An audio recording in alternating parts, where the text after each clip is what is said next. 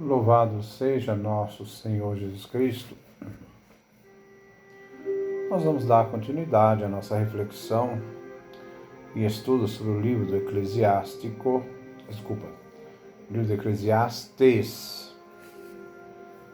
Posso confundir não, a reflexão e estudo sobre o livro do Eclesiastes. É o nosso 9º encontro. Vamos trabalhar o texto de Eclesiastes, capítulo 4, do versículo de 1 a 6. A opressão nega a vida. A competição é desumana.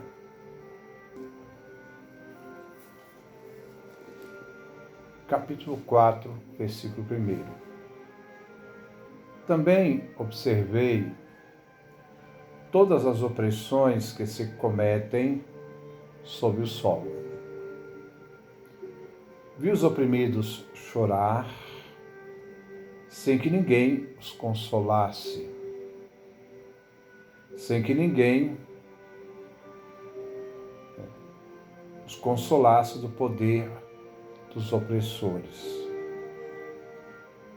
E os mortos, aqueles que já morreram, chamei-os mais felizes que os vivos. Aqueles que ainda vivem, e mais feliz que os dois. Aquele que ainda não existiu, porque não viu as maldades que se cometem sob o sol. Observei todo o esforço e o êxito dos empreendimentos. É pura rivalidade entre companheiros. Também isso é vaidade e caça de vento. É que o nécio cruza os braços e vai se consumindo. Sim, mas é melhor um punhado com tranquilidade do que 2 com esforço. Este é o texto que nós vamos refletir no dia de hoje. Versículo 1. Também observei todas as opressões que se cometem sob o sol. Vi os oprimidos chorar, sem que ninguém os consolasse, sem que ninguém os consolasse do poder dos opressores. Uma visão de uma sociedade sem piedade, nos mostra Coelet. Sem misericórdia, que oprime e submete os membros mais fracos. Ele diz, também observei. Esta supera devido ao drama que existe em relações que ele fez em referência às outras observações. É uma simples constatação do fato. Coelet não entra para tirar conclusões. Uma das manifestações mais dolorosas das injustiças é a opressão dos poderosos sobre os fracos e a dor das lágrimas dos oprimidos. Ele, na sua observação, não quer desfazer de nenhuma situação na vida real, diante da opressão, a opressão injusta, pessoas que são vítimas, que diante da situação estão em lágrimas. E ele diz, vi os oprimidos chorar. Os opressores são os responsáveis por todas as dores. as lágrimas amargas, que é a imagem dilacerante de uma dor física e psíquica de uma pessoa derrotada psicologicamente, destruída. Da parte dos opressores, a violência representa o poder real, material e moral, abusivo e até injusto, cruelmente utilizado sobre aqueles que não têm poder, nem possibilidade de reação. Depois vem a falta absoluta de ajuda, de consolo, que amenize a dor, porque não existe quem possa consolá-los. Versículo 2. E os mortos, aqueles que já morreram, chamei-os mais felizes que os vivos, aqueles que ainda vivem. Então, os vivos são aqueles que ainda vivem. Devemos entender este versículo 4:2, tendo em vista o que Coelet disse no versículo 4:1. Aqui é um desafogo natural do ser humano, que sofre e considera a dor, como estado antinatural. No capítulo 4, versículo 1, Coelet não faz mais que ampliar um pouco seu campo de observação. Diante da prática e administração da injustiça. Capítulo 3, versículo 16 a 17. Passa a vida real das vítimas dessas injustiças e seus atropelos. E o que ele vê? Violência, opressão e lágrimas. Absoluto abandono e desconsolo. Neste contexto, ele fala agora no capítulo 4, versículo 2. Que vantagem tem para se continuar vivo? Nas circunstâncias normais, é preferível viver a estar morto. Lógico. Porque mesmo no pior dos casos, enquanto há vida, há esperança de continuar vivos, como veremos lá no capítulo 9, versículo 4. É até possível melhorar, aos passos que os mortos, como diz Coelet mais adiante, não sabem nada. Seus amores, seus ódios, há tempo se acabaram. Nunca mais terão parte em tudo o que se faz sob o sol. Capítulo 9, versículos 5 a 6, veremos ainda. A expressão de redundância, ele usa uma redundância, mortos que já morreram, vivos que ainda vivem. Refere uma antítese entre os mortos de verdade e os vivos autênticos. Versículo 3. É mais feliz que os dois, aquele que ainda não existe. Os que morreram, os que vivem, existe uma terceira categoria que é mais feliz do que esses dois. É mais feliz que os dois, aquele que ainda não existiu, porque não viu as maldades que se cometem sob o céu, sob o sol. Coelet considera melhor que os dois, os mortos que antes viveram e os vivos que ainda não morreram, e que estão ainda sob a pressão e sob o sofrimento.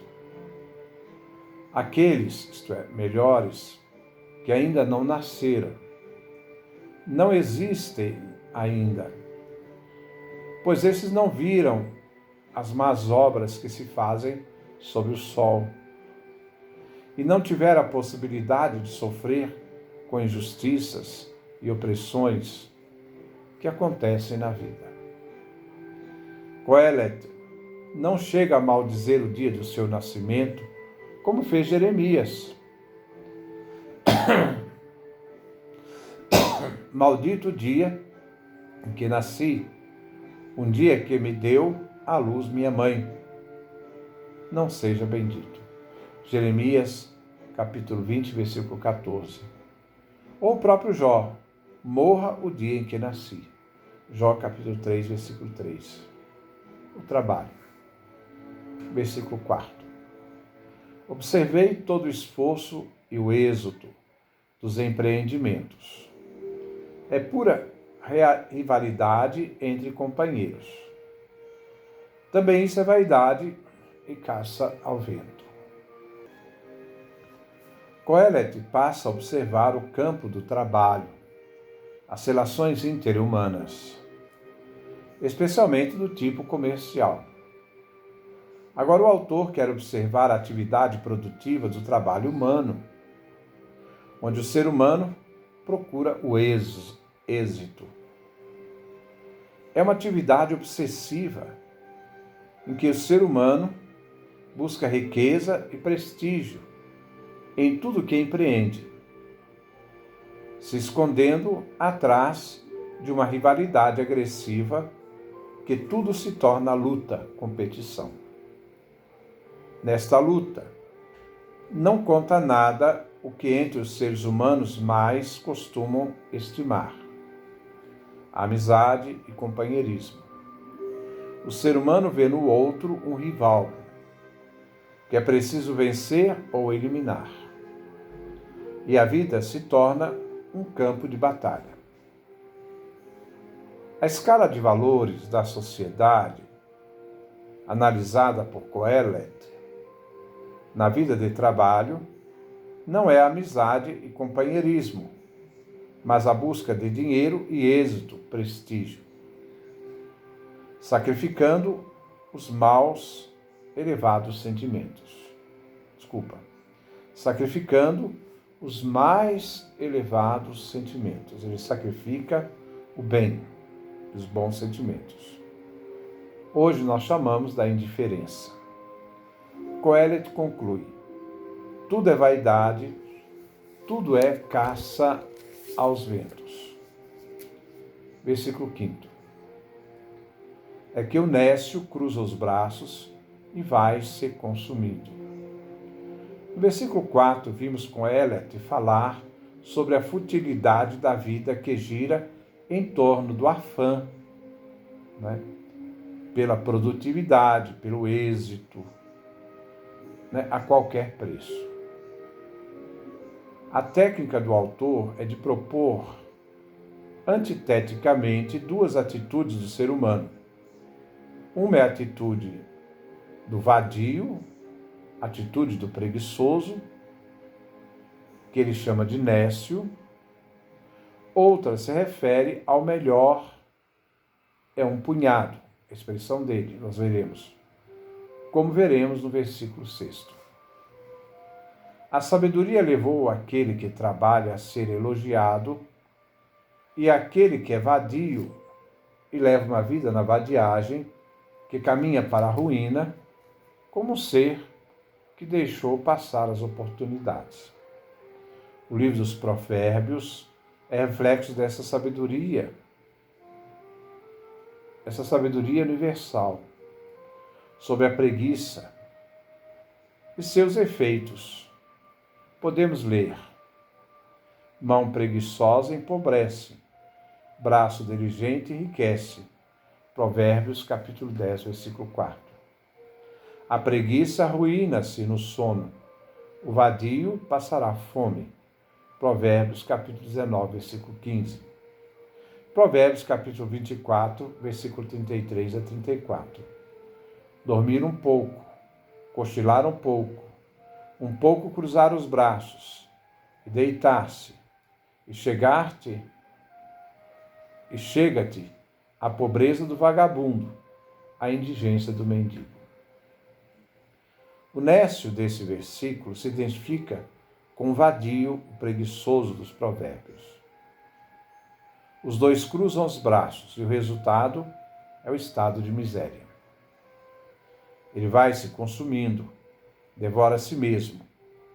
O nécio preguiçoso não consegue nada para comer, exceto sua própria carne. Versículo 6. Sim, mas é melhor um punhado com tranquilidade do que dois com esforço. Coelet não aprova a atitude de quem faz a vida buscando competição ou rivalidade entre os companheiros, isto é, a pura atividade na busca de sucesso, poder e riquezas. Mas também Coelet não está de acordo com os nécios e os vadios. Então, nem o extremo de uns, isto é, 2 punhados com trabalho e caça do vento, dos que se tornam rivais e competitivos, nem o dos nécios que cruzam os braços.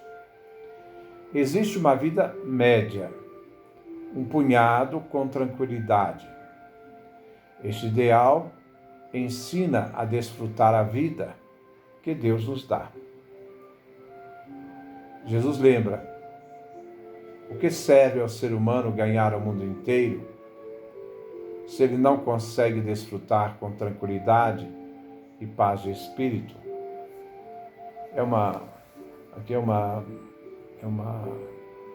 tradução livre de um texto do Evangelho. Mas nem o preguiçoso, nem o avarento.